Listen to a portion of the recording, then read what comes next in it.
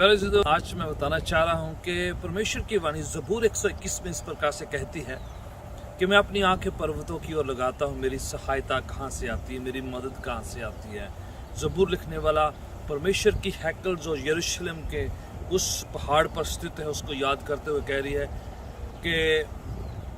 कहाँ पर से मेरी मदद आती है, मेरी सहायता कहाँ से आ रही है। वो उस पर्वत की ओर देखता है, उस पहाड़ की ओर देखता है और याद करता है कि मेरी मदद जो है उस पहाड़ से, उस हैकल से, परमेश्वर की उस दरगाह से, परमेश्वर की उस उपस्थिति से आती है। वो सवाल भी कर रहा है कि मेरी मदद कहाँ से आती है, उसकी ओर निगाह करते हुए मन में ये बात भी चल रहा है कि मेरी सहायता कहाँ से आती है। और दूसरी पंक्ति इस प्रकार से कहती है, मेरी मदद करने वाला जो है परमेश्वर है जिसने आसमान ज़मीन को बनाया है। वो सवाल का जवाब दूसरी आयत में, दूसरी पंक्ति में दिया गया है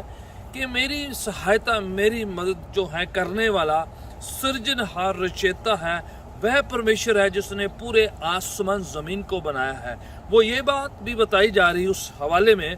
कि हमारी मदद, हमारी सहायता किसी एक पहाड़ से नहीं आती है, किसी एक जगह से नहीं आती है, किसी लोकेशन से नहीं आती है, बल्कि उस परमेश्वर से आती है जिसने पूरी कायनात को, पूरी सृष्टि को, पूरे वर्ल्ड को, पूरे यूनिवर्स को बनाया है, पूरी पहाड़ों का, ज़मीन आसमान का रचयिता है, सृजनहार है, बनाने वाला, निर्माण करने वाला है। प्रियजनों, आज मैं आपको बताना चाह रहा हूँ कि हम अपनी आंखें इंसान पर नहीं, किसी व्यक्ति पर नहीं, किसी लोकेशन पर नहीं, किसी ज़मीनी चीज़, वस्तु और शय पर ना लगाएं, बल्कि उस परवरदिगार, सृजनहार, रचयिता, क्रिएटर,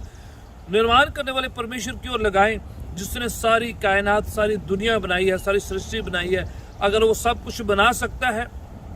तो हमारी हर ज़रूरत को, हमारी हर एक